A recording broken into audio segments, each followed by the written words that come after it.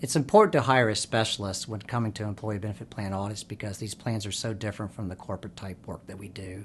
There's many things that could go wrong with employee benefit plans, and you're also dealing with participants whose life savings in essence are in these retirement accounts. So it's very important to have someone who's knowledgeable in the area be looking over your shoulder when doing these audits. If there's deficiencies in the plan that are not uncovered during the audit process, it could become a very expensive proposition. There's fines from the Department of Labor, there's additional monies due to make the participants whole, there's professional fees with the lawyers and accountants to fix the errors, and there could be lawsuits as well. It can be very expensive if you hire the wrong plan auditor. The Department of Labor states that 1/3 of audits performed are deficient in some form or fashion. Therefore, it's imperative that you hire a good auditor to help prevent these errors and omissions. The most common mistakes we find in our plan audits are untimely remittances of employee contributions. What that means is when you have money taken out of your paycheck for your 401k, how long does it take for the sponsor to get that money into your retirement account? That's a big topic area in Washington right now. Another error that we find is census data is not completed correctly.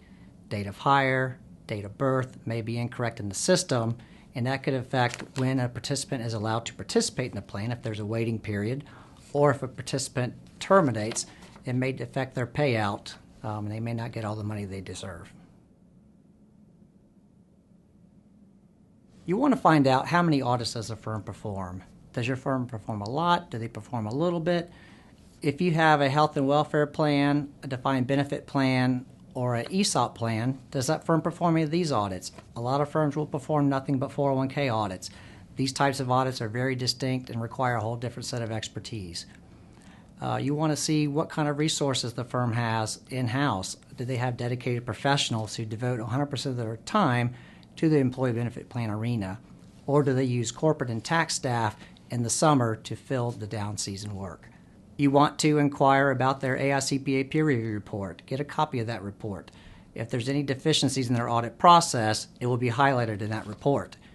If an audit is deemed deficient by the Department of Labor, they could reject 5,500 filings, and therefore there could be significant penalties assessed to the plan sponsor. You want to inquire if they had a PCAOB inspection performed or a Department of Labor review performed, and what were the results of those findings. Did you get a clean report? Were there errors? Those will also dictate the quality of the plan audit.